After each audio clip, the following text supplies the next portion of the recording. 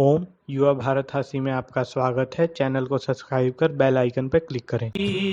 विषये स्वसप्तः दाता समः सत्यपरः क्षमावान् आप्तोपसेवी च भवत्यरोगः।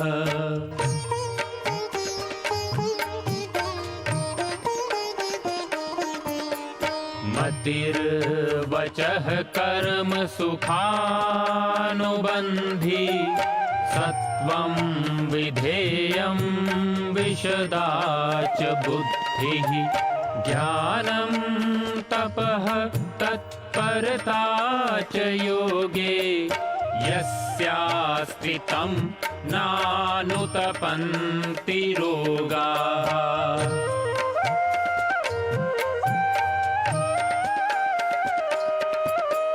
योगेन चित्तस्य पदेन वाचां मलं शरीरस्य च वैदिकेन योपाकरोतं प्रवरं मुनीनां पतञ्जलिं प्राञ्जलिरानतोऽस्मि पतञ्जलिं प्राञ्जलिरानतोऽस्मि पतञ्जलिं प्राञ्जलिरानतोऽस्मि।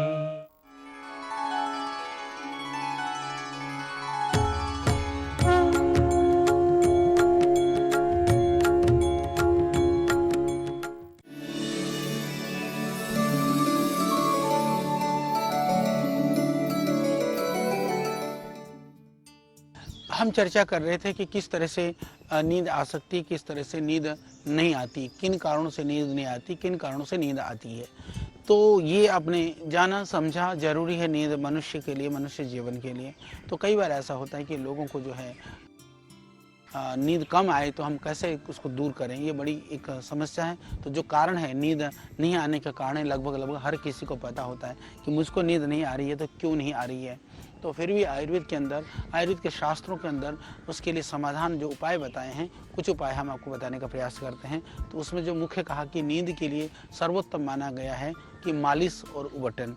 यदि हम शरीर की मालिश कर लेते हैं, या जैसे आपने सर की मालिश वगैरह कर लेते हैं, या आप स्नान वगैरह करके जब हाथ पैरों के अंगों को जो दबाने का काम है, उससे भी नींद आती है। और स्नान को भी माना गया है कि वो निद्रा लाने में सहयोगी है।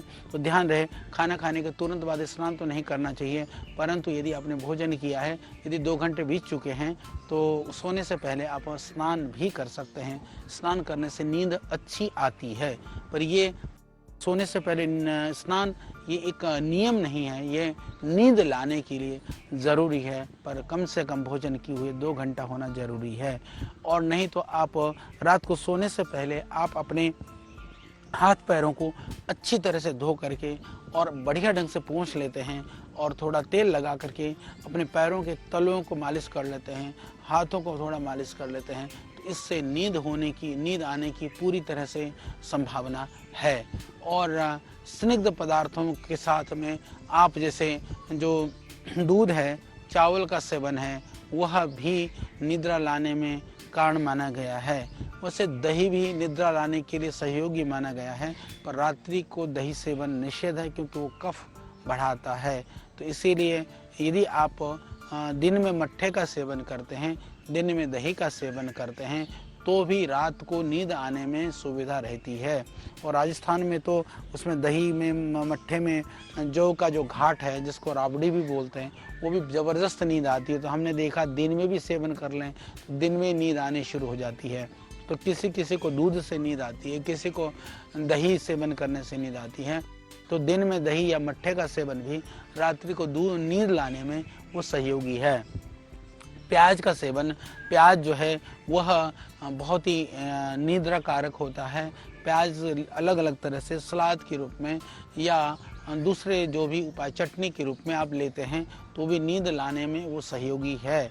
इसके अलावा सब औषधियों का एक बेहतरीन जो औषध है वह मानसिक रूप से प्रसन्न रहना। मानसिक रूप से प्रसन्न रहना वो निद्राजनक है, निद्रा कारक है।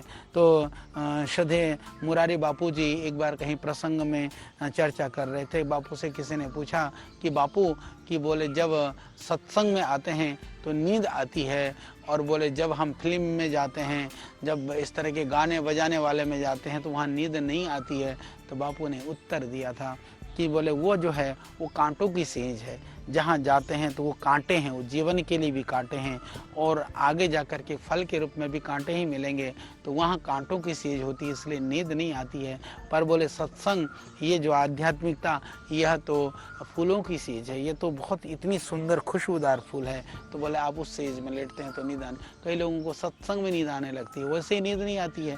जब आध्यात्मिक धार्मिक की चर्चा होती है, कथा करते हैं, तो वहाँ पर नींद आने लगती है, क्योंकि वहाँ मानसिक रूप से आप बहुत रिलैक्स हो जाते हैं। तो स्वाभाविक है, कई लोगों को तो हमने देखा कि वैसे नींद नहीं आती है। जब वो ध्यान में बैठे होते हैं, ध्यान में बैठे बैठे सो जाते हैं, ध्यान में बैठे बैठे उनको नींद आती है। तो अच्छी बात है कि यदि ध्यान करने से नींद आती है तो ध्यान करिए, सच में ध्यान से नींद आती है। रात को भी नींद नहीं आती है तो आप थोड़ी देर बैठ करके ध्यान करना शुरू कर दो। ध्यान करना शुरू करेंगे तो आपका मन शांत होना शुरू हो जाएगा।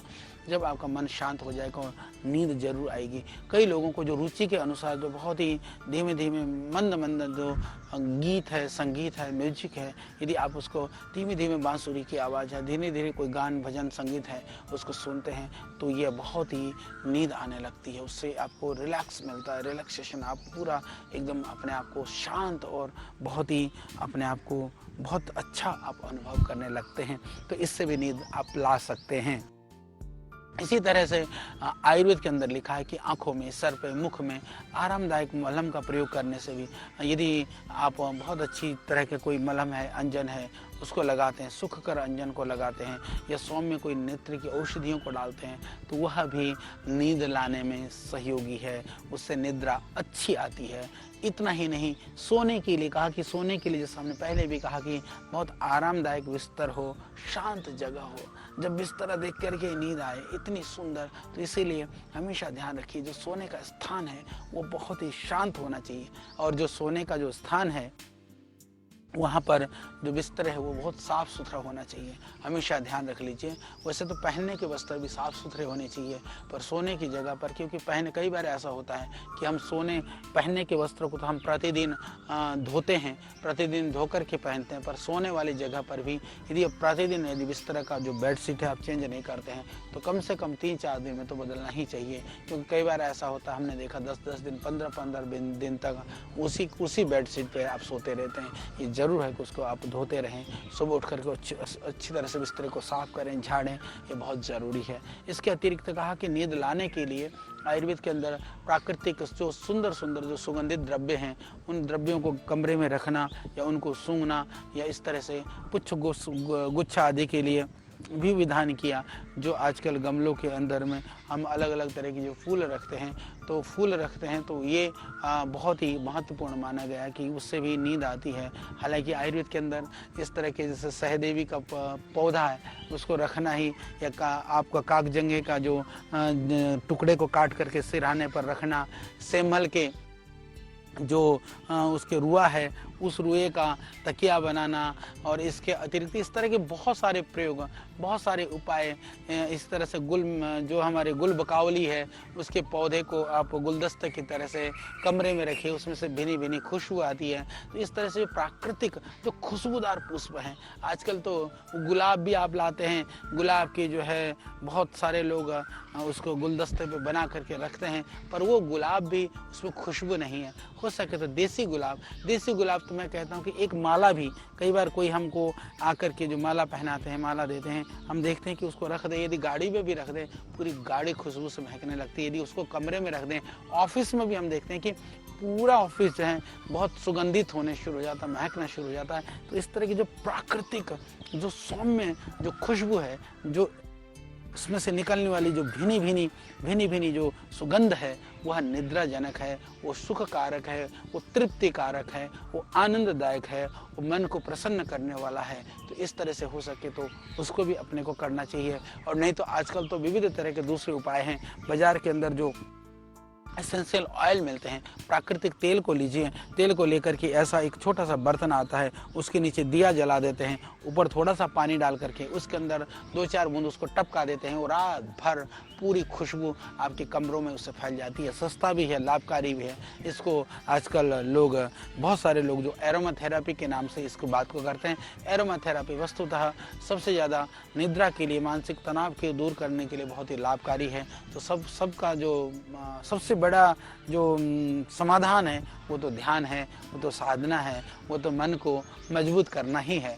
पर यदि मैं बात करूं, अष्टांग संग्रह में भी लिखा है कि नींद के लिए हम क्या करें। कहा, ब्रह्मचर्ये रते ग्राम्यर सुख निस्पृह चेतसः निद्रा संतोष तृप्तस्य समकालम नाति वर्तते। इस तरह से कहा कि ब्रह्मचर्य, संयम में प्रीति रखने से, यानी कि जो ब्रह्मचारी होता है, जो सदाचारी होता है, वो नींद उसको स्वतः ही आने लगता है, क्योंकि रात्रि निद्रा का समय, तमोगुण का समय है। इसीलिए जो विलासी होता है, जो वासना में, जो कामुकता में रहने वाला होता है, उसको नींद कई बार उसीलिए नहीं आती है। यानी बाकी तो सब कुछ ठीक है, पर वासना सता रही है, वासना सता रही तो नींद तो गायब होनी ही है। इसीलिए कहा, ब्रह्मचर्य, संयम में प्रीति रखने वाला, ऐसे लोगों को नींद आती है। यानी कि प्रयास करिए। तमोगुण निद्रा का पर्याय है, परंतु थोड़ी सी सात्विकता तम के साथ में रखेंगे तो नींद आएगी। बहुत ज़रूरी है, रात्रि को भोजन कम लीजिए, बिल्कुल कम भोजन लो। पानी को, थोड़ा सा गुनगुना पानी को घूंट घूंट करके पियो। यदि इतना भी ना हो तो उसके लिए उपाय है कि आप जा कर के, जैसे मैंने कहा कि अपने पैरों को, हाथों को धो लेते हैं, तो उससे भी जो काम भाव है, वासना है, वो शांत होने लगती है। तो इसलिए कहा कि ब्रह्मचर्य में प्रीति करिए, विलासिता, कामुकता से दूर रहने एवं संतोष का भाव रखिए। किसी भी तरह से आपके मन में असंतोष ना आए, तो इससे निश्चित रूप से आपकी जो अनिद्रा जन्य जो कष्ट है वह नहीं होता है। आप अनिद्रा से बच सकते हैं, ये बहुत ज़्यादा जरूरी है। इसके अलावा ये तो बात हुई रात को नींद ना आने वाले लोगों के लिए। कुछ ऐसे महापुरुष हैं, रात को भी सोते हैं, दिन में भी सोते हैं, सोते ही रह जाते हैं। पर आयुर्वेद में दिन में सोने के लिए बहुत ही मना किया हुआ है। दिन में सोने से कहते हैं कि शरीर में कफ बढ़ता है, पित्त दोष बढ़ जाता है, जिससे रोग जो है उत्पन्न हो जाता है। इसीलिए शरीर में दिन में सोने के लिए बिल्कुल निषेध है। दिन के समय पर सोना स्वास्थ्य के लिए हानिकारक है। और जैसे आयुर्वेद में कहा कि इससे अनेक रोग जो है ना उत्पन्न होने लग जाते हैं। और कहा कि क्या क्या रोग उत्पन्न होता है, तो कहा कि दिन में सोने से हलीमक, एक बहुत खतरनाक प्रकार का एक पीलिया है, तो हलीमक होने लगता है। यानी पीलिया कब होगा? जब आपका लीवर खराब हो जाएगा, यानी आपका डाइजेशन सिस्टम खराब हो जाएगा दिन में सोने से। इंडाइजेशन होने से जो एंजाइम्स वगैरह बनना चाहिए वो गड़बड़ हो जाएंगे, गैस बनेगी, पेट भारी होएगा और उससे फिर जॉन्डिस, पीलिया जैसे बीमारी पैदा होने लगेंगे। उससे शरीर में भारीपन होना शुरू हो जाएगा। दिन में सोने से सर दर्द होता है। कई लोग दिन में सोते हैं, उसके बाद में वो कहते हैं कि सर में भारीपन रहता है, शरीर में दर्द रहने लगता है। उसको दिन में सोने से पाचन शक्ति की कमजोरी होने लगती है। जैसे उसको हृदयोपलेप भी कहा जाता है आयुर्वेद में, कि ऐसा महसूस होना कि जैसे ना दिल में, जैसे वो लोग कहते हैं मेरे तो दिल में बलगम जम गया।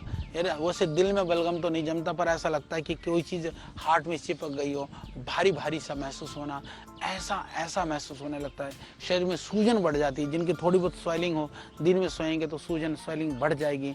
भोजन में फिर दिन में सोने से भूख कम लगेगी, अरुचि होगी, कई बार उल्टी महसूस होने लगेगा, वॉमिटिंग सेंसेशन होगा।